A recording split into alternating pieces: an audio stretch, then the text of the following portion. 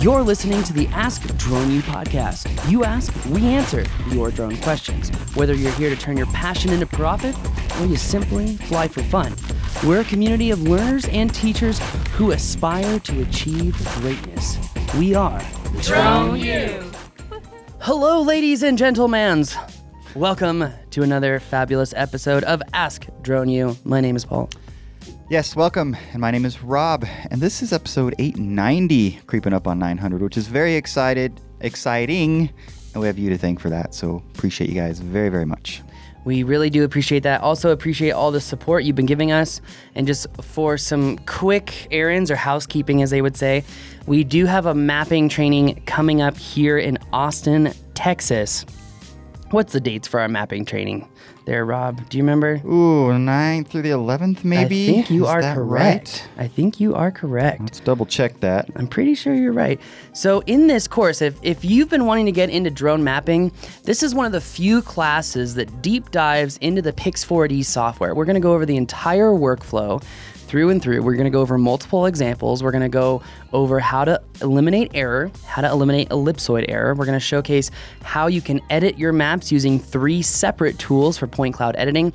We're going to show you orthomosaic editing. We're going to show you DSM editing, creating new surfaces. We'll also show you how to get volumetric measurements and so much more, including how to use GCPs and how to properly input your GCP data into your map. And then the ultimate way of checking the accuracy of your maps. But on top of that, because you can learn all of those things at other places, probably Pix4D itself, but what you get beyond that is very different because we actually go into the acquisition side of mapping. We're going to go over 4 separate examples to showcase not only the basic ways of getting good drone maps, but some of the more advanced techniques, utilizing things like free flight mode to get great facade detail in areas that drone mappers typically have very, very hard times with. So instead of learning the hard way of mapping things and sending your data to a client or mapping things and then trying to process it yourself, lower your learning curve by at least a year and come check out this class. Just go to droneu.education down in our events section and sign up for the Austin class today. This is going to be a class you don't want to miss.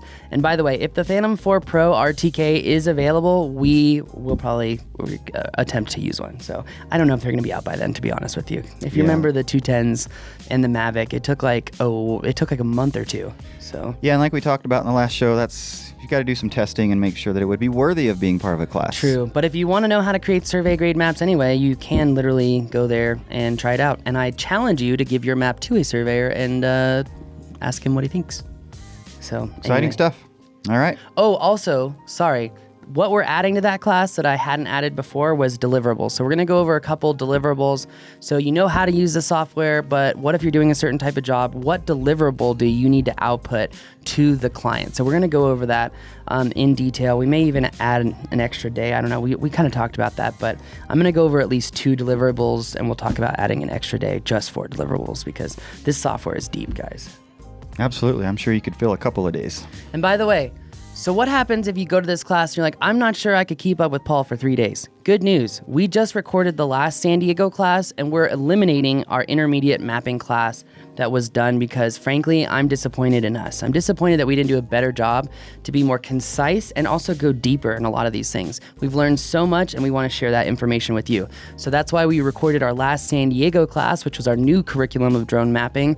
And it's actually using a lot of, Pix4D stuff. We're really happy to be, partnering with Pix4D. So. Right. So the point of that is that you would have access to that class post Austin because you get 90 days free pro Drone U access with your paid Austin class. So if you're like having trouble, you forgot something, you didn't keep up in class, good news, the class is going to be available for you to watch and we're using the exact same curriculum. So where else are you going to find that? Let me answer that for you. Nowhere. So go to droneu.education today to check it out. Now I was going to say one last thing. And then when you have questions, you can hop into the Drone U community and there's mappers in there that can help you answer those questions too. So lots of great resources for you guys. Let's play a question. Hi fellas, thanks for the show. My name is Ryan Fox and I'm a drone pilot and software developer, so I work a lot with image and video processing. A lot of your episodes have advice for pilots looking to grow their businesses. I was wondering if you have any ideas for coming from the other direction, as a developer, how to find pilots and businesses that could use software. A lot of things are possible, like VR, AR, machine learning or computer vision applications, integrating with or scripting apps like Pix4D or Drone Deploy, or automating data import or upload or processing workflows. I currently run a video processing app at Dronestable.com, just an example of what custom software can do. I'd appreciate any advice you have on finding people who need help. Thanks again. Bye. Very interesting. Thank you, Ryan. We appreciate the question. And if you have a question like Ryan did, go to askdroneu.com. We would love to hear from all of you. This is definitely a direction that we've not heard from prior, which is really cool. No, it is really cool. In fact, I'd like to have him work on something for Drone U if you want to know the truth. But I think, so he's asking about a couple trends in software. Is that right? Would you agree with that question? Well, I think what he's asking, certainly there's probably something there, but he's also saying, okay, I develop software that can help drone pilots, kind of coming from the other direction. Instead of telling drone pilots how to go get business, how can I reach out to the drone pilots? Where do I go? How do I kind of introduce them to what I'm doing? Yeah. So it's still kind of a marketing sales question. It's just from a different direction. It's going after the pilots instead of the pilots going after business, which is cool. It's an interesting perspective. It is a very interesting perspective. Well, first of all, to cover a couple of software trends I think we're seeing. Number one, there's a big software trend in augmented reality and public safety. So we're seeing new applications that when drone pilots fly, specifically for search and rescue or for fire departments or for public safety of any kind, we're seeing that augmented reality is now overlaying street information and street maps onto the video. So if someone's doing crowd monitoring, if someone's doing a building overlook or just scouting a building for hot spots, they can give cardinal directions. They can give directions in corner points. What am I trying to say here? In cross streets. Geez, I can't talk. And there's really a lot of value to that for search and rescue. In addition, there's other softwares that are really getting into analytics and giving drone companies analytics. But as we saw with Airware, that's probably not the best idea right now. Where are we seeing other software developments? Gosh, there's so much going on right now. A lot of software is going into helping streamline the workflow for a lot of these drone mapping applications, for drone mapping in general. I think that there's also applications and software applications that we're seeing today. Gosh, I mean, there's... Well, what he's doing... To give him a plug, thank you again for the question, but Dronestable.com, it's a pretty cool concept where you send in your unstable footage and they will stabilize it for you. So that's kind of a cool concept. Very interesting. Yeah. Yeah, I mean, that actually could probably help a lot of people. Well, he just got free advertising. We should send him a bill. Yes, but he did. Anyway, so long story short, I think the way that he can reach out to pilots is probably, I don't want to toot our own horn here, but again, I think that... I really believe that the Drone U community is one of the best groups on Facebook, but if he's not a member, he can't get access to that. So what would be second best? I think Facebook groups are probably a good way for you to go finding pilots. You're going to have a hard time vetting them and understanding who's good and who's not, but I would say that, it's probably a good place to go.